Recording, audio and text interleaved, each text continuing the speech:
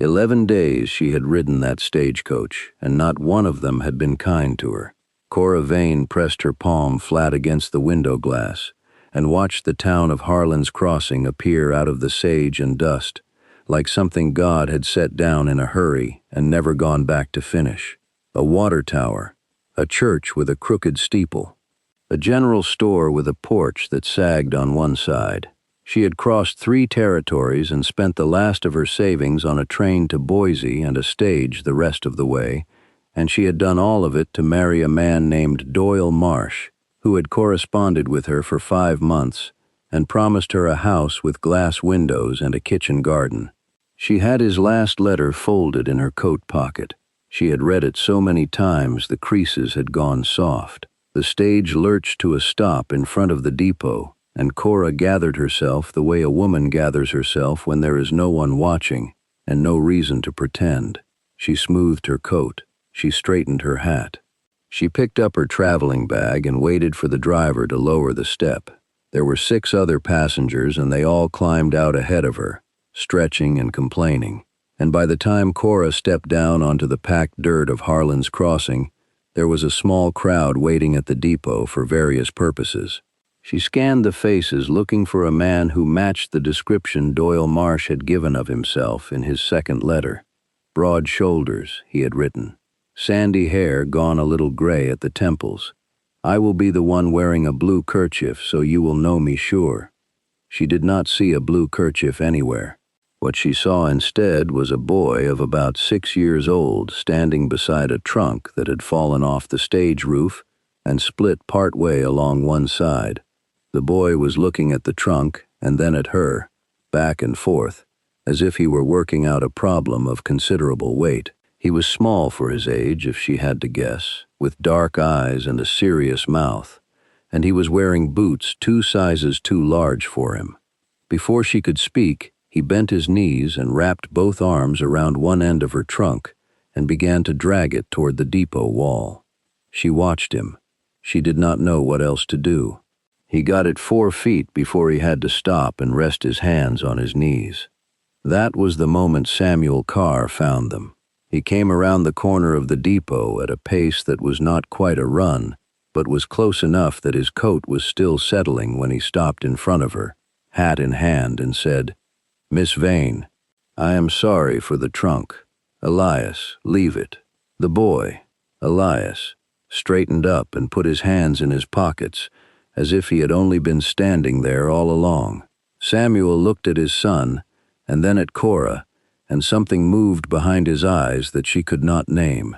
He was not what she had expected, though she could not have said what she expected. He was lean rather than broad, with dark hair and a jaw that had seen one too many cold mornings without a good razor. His hands were the hands of a man who worked with them every single day. He was wearing no blue kerchief. He held out those work-worn hands and took her traveling bag before she agreed to let him. And she let him do it because she was tired enough that the gesture felt less like presumption and more like mercy. "You will want to know where Doyle is," he said. It was not a question. "I do want to know that," she said. "Yes?" Samuel set her bag down beside the trunk and looked at her directly, which she appreciated because most men in her experience looked at a woman's hat or her collar or the middle distance when they were about to say something they did not wish to say. "My father passed 7 weeks ago," he said. Fever. It was fast. The words landed in the space between them and stayed there. Cora stood very still. She thought about the letter in her pocket. She thought about the 3 territories she had crossed. She thought about the 5 months of correspondence, and the kitchen garden, and the glass windows. She was 31 years old, and she had no money and no position, and her only living relative was a cousin in Ohio who had never once been kind to her. She did not cry. She was past the age and the circumstance for easy tears. "I did not know how to reach you in time," Samuel said. "I sent a wire to the address you had given, but it came back undeliverable." "I had already left," she said. "Yes," he said again. "I figured." Elias was looking at her with those dark, serious eyes. He had both hands still in his pockets, and he was leaning slightly to one side, the way small children lean when they are thinking something they have not yet decided to say out loud. "She could stay," he said then. Just those 3 words, "she could stay." Samuel looked at his son. His expression was difficult to read in the way that certain landscapes are difficult to read until you have lived beside them long enough. "That is not our decision to make," he said quietly. "It is hers." He turned back to Cora. "I have a horse and a wagon. I can drive you to the hotel on Birch Street. It is not much, but it is clean, and I will think on what might be done about your situation." Cora looked at the broken trunk. She looked at the boy in the oversized boots. She looked at the man with the work-worn hands who was being careful and decent when he did not have to be either one. "How far is your farm?" she said. Samuel was quiet for a moment. 4 miles north. "And you need help with the boy?" He did not flinch, which she respected. "I need help with most things," he said. "Elias has not had a woman's care since his mother died 2 winters past. The house is standing, but it is not what it ought to be. I work the land, and I am gone from before light most mornings." Cora picked up her traveling bag. "Then let us go and see it," she said, "before either one of us makes a promise we cannot keep." Samuel looked at her for one long moment. Then he picked up what remained of her trunk. Elias got the other end without being asked. The road north was 4 miles of ruts and dried mud, and a wind that came off the distant ridge with the kind of cold edge that told you winter was not far behind it. Cora sat on the wagon bench beside Samuel, and Elias sat between them, close to her without touching her, the way animals and children will approach something unfamiliar when they have decided it is probably safe. She asked the boy what his favorite thing to eat was, and he said apple cake, without any hesitation, which made her think he had been asked the question before and had kept the answer ready. She asked if there was an apple tree on the property, and Samuel said there was, a good one, though it had not been tended properly in 2 seasons, and last year's yield had been thin. Cora nodded and filed that information away the way she filed most things. The farm appeared as they came over a low rise, a house, a barn, a chicken pen, and a kitchen garden that had gone to seed but still showed the bones of something that had once been well kept. The house had 4 walls and a good roof, and 2 glass windows on the front, which startled her. She had not expected the windows. She did not say anything about it. Inside, the house was clean in the way that a man keeps a house clean when he is doing his best, and his best is not quite enough. The dishes were stacked, the floor had been swept, but there were no curtains on the windows and no rug on the floor, and the hearth had a cold, unused look that told her the cooking had not been done in that fireplace for some time. There was a table with 3 chairs. One of the chairs was clearly Elias's, worn down on the right side where he hooked his boot heel. The other 2 were Doyle's and Samuel's, she guessed, from different periods in the house's life. On the wall near the door there was a hook with a woman's shawl still hanging on it, faded to the color of old leaves. Samuel did not look at it when they walked past. Cora did. She did not remark on it. "There is a room off the back," Samuel said. "It has a bed and a window. It is not large." He showed her the room. It was not large. The bed had a good quilt on it, clearly recently put there, and Cora understood that he had prepared the room before he came to meet her, which meant he had decided on something before she had agreed to anything. She chose not to name that aloud. "I will cook supper," she said. "Then we will talk about the terms." Samuel had the expression of a man who had been braced for an argument and did not know what to do now that it had not come. "The pantry is—" "I will find it," she said. She found dried beans and a heel of bacon and 3 small onions and half a sack of cornmeal, and she made do with all of it in the way that women who have cooked in difficult circumstances learn to make do. The beans went into the pot with water and the bacon and one of the onions. The cornbread she mixed in the old crockery bowl she found on the second shelf, its rim chipped in 2 places but solid. Elias sat at the table and watched her with the complete, unguarded attention that small children give to things that interest them. He did not speak for a long while. Then he said, "You know how to make apple cake?" "I do," she said. "My grandmother's recipe. Is it hard?" "Not if you have the right apples," she said. "And patience." He thought about this. "Papa does not have patience for cooking," he said, with the gravity of a child reporting a fact that weighs on him. "No," came Samuel's voice from the doorway. He had washed up and changed his shirt, and he looked at Cora with an expression that was not quite an apology, but was in the neighborhood of one. "I do not." Cora stirred the pot. "Patience can be learned," she said. "So can most things." They ate supper at the 3 mismatched chairs table, and the food was plain, but it was hot, and there was enough of it. And Cora noticed that Samuel waited until Elias had taken his portion before he served himself. She noticed that without meaning to, and it settled something in her chest that had been unsettled since the stage. Elias ate everything in his bowl, and then looked at the pot. "Go on," Samuel said, and the boy went and got more without any fuss, which meant he was fed regularly and decently despite everything.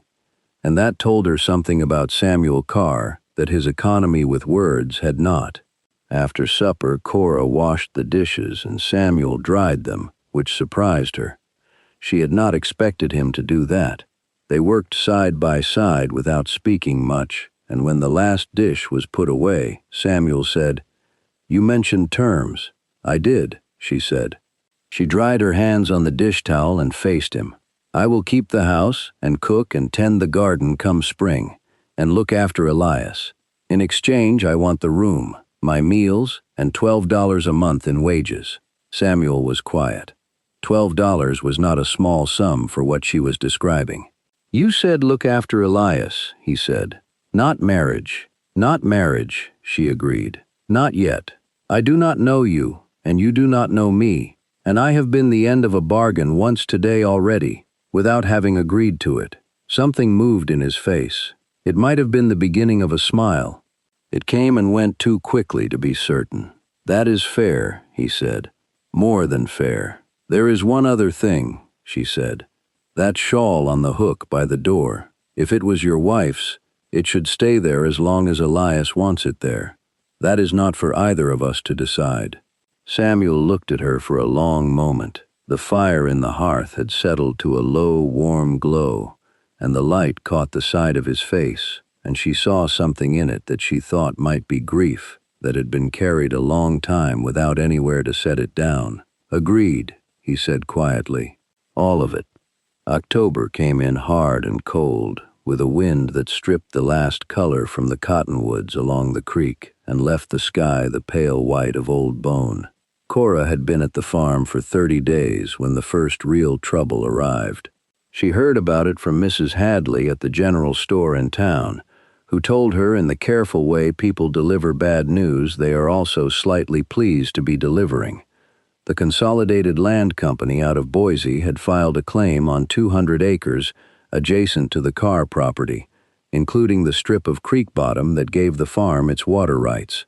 Without the creek access, the Carr place was not viable. Everyone in Harland's Crossing knew it. Some of them were waiting to see what Samuel would do about it. Cora drove the wagon home with that news sitting in her lap like a stone. She told Samuel that evening after Elias was in bed, keeping her voice even and the facts plain. She watched him take it in. He sat very still at the table, both hands flat on the wood, looking at the space between them. He did not curse, and he did not raise his voice. He said, "How long do we have?" "Mrs. Hadley said the survey crew is coming before the first snow," she said. 3 weeks at the outside. "Doyle had the original land grant document," he said. "I do not know where he kept it." "Then we look," she said. She looked. And it took her most of the next morning going through the old desk in the corner of the sitting room, sorting through 5 years of papers, seed receipts, letters, a photograph of a woman who must have been Samuel's wife with a serious face and kind eyes. She set the photograph on top of the desk carefully, where anyone could see it. She found the land grant at the bottom of the third drawer, folded inside an old Bible, which was exactly where a man like Doyle Marsh would have put something important. She brought it to the table and spread it flat and read it again. The water rights were there in plain language. They had been there all along. When Samuel came in from the fields at midday, she had the document on the table with the relevant lines marked in pencil. He read it standing up, still in his coat, his hat in his hand, and when he finished reading it, he stood there for a moment without moving. "You found it," he said. "It was in the Bible," she said, "as things often are." He looked at her then with an expression she did not entirely know what to do with. It was the look of a man who has been carrying something alone for so long that the first offered hand takes him completely by surprise. "I will take this to the land office tomorrow," he said, "and to Judge Pettiford. He is a fair man." "Take a copy," Cora said. "Seal the original in the flour tin on the second shelf. Do not tell anyone where it is." Samuel looked at the flour tin and then back at her.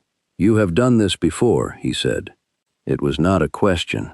"I have been a careful woman for a long time," she said. "It pays." He came back from town the following afternoon with a receipt from the land office and a brief from Judge Pettiford's clerk, acknowledging receipt of the water rights document. The Consolidated Land Company's claim was not dismissed, not yet, but it was contested, and the judge had issued a stay on the survey crew. Samuel set the papers on the table and sat down, and for a moment he simply looked tired in the way that men look tired when the weight they have been carrying finally shifts even a little. Elias was sitting on the floor near the hearth, playing with a set of wooden blocks, building something that required his complete concentration. He did not look up. Cora poured 2 cups of coffee and set one in front of Samuel without being asked, and sat down across from him. He wrapped both hands around the cup and looked at the steam rising off it. "I want to say something," he said. "You can say it," she said. "What you did with that document," he said, "and with the land office. You did not have to do any of that. Our arrangement does not require it." "Our arrangement says I keep the house and cook and look after Elias," she said. "This house needs that water. Elias needs this house. It is the same thing." Samuel was quiet for a moment. Outside, the wind moved through the bare cottonwoods, and the sound of it was not unpleasant from where they sat with the fire burning. "My father chose you out of a catalog," he said. "He wrote you letters for 5 months and told you about windows and a kitchen garden." "He was not wrong about the windows," she said, "or the garden. It wants work, but the bones are good." Something cracked open in his expression at that. Not the almost smile she had seen before, something larger and less guarded. He said, "You are not what I expected, Cora." "You did not expect anything," she said. "You came to the depot to turn me away gently and send me to the hotel on Birch Street." He did not deny it. "And instead, Elias dragged your trunk 4 feet and talked you into staying," he said. "He did not talk me into anything," she said. "He just did the thing that needed doing, same as you." Samuel looked at her for a long time, and she did not look away from it. The fire settled. Elias knocked his tower of blocks down on purpose and looked up at the sound of his own laughter, which was a young and unguarded sound in that room, and both of them turned to look at him, and the moment had the particular quality of a thing that does not need to be named to be understood. November came, and with it the first snow and a Sunday morning, when Cora and Elias and Samuel walked to the church with the crooked steeple and sat in the third pew from the front. The land company's claim had been formally dismissed by Judge Pettiford 2 weeks prior, on the strength of the original grant document and 2 supporting affidavits that Cora had suggested Samuel gather from neighboring landowners who had known the creek boundaries for 30 years. In town, the story had gotten around in the way stories get around in small places, and there were people who nodded at Samuel with a new kind of respect when he passed, and there were 1 or 2 who looked at Cora with a more complicated expression that she recognized as the particular calculation of a community deciding what to make of an unknown woman. She had been unknown in other places. She let them look. After the service, Reverend Abel came down from the pulpit to shake hands, and he said to Samuel, with the direct warmth of a man who meant what he said, "Your household is well, I think." Samuel looked at Cora and then back at the Reverend and said, "It is getting there." Elias had fallen asleep against Cora's side during the sermon, his head heavy on her arm, and she had not moved him. She had not moved him because she did not want to, which was the first feeling she had allowed herself without examining it to death first. That afternoon, Samuel built a second shelf in the kitchen, which had been on a list Cora had left on the table one morning without comment, along with a note that the bottom step on the porch needed reinforcing before the ice came. He built the shelf and reinforced the step, and when he came inside, Cora was at the table with Elias, going over the boy's letters with him from the primer she had ordered from the general store. Elias was tracing the shapes with one finger, his tongue at the corner of his mouth, and saying each letter out loud in his careful, deliberate voice. Samuel stood in the doorway and watched them for a moment before either of them knew he was there. He thought about what his life had looked like 30 days ago, and what it looked like now. The difference was not loud. It was the difference a second shelf makes in a kitchen. The difference a woman makes when she decides, in full knowledge of the cost, to stay. He went and sat down at the table, not across from Cora but beside her, and when Elias looked up and saw his father there, he moved the primer so all three of them could see it, and went on with the letters from the beginning. December settled over Harland's crossing like a long, careful breath, and on a Tuesday morning, with snow on the porch rail and ice in the water bucket, Cora was standing at the hearth, stirring the pot for breakfast, when Samuel came and stood beside her, not touching, but close, and said, "I have been thinking on the terms." "Which terms?" she said, though she knew which ones. "The ones that said not yet," he said. He was looking at the fire rather than at her. "I know this is not what you came here for. You came for my father's offer and a house with glass windows, and I am not him, and this has not gone the way either of us planned."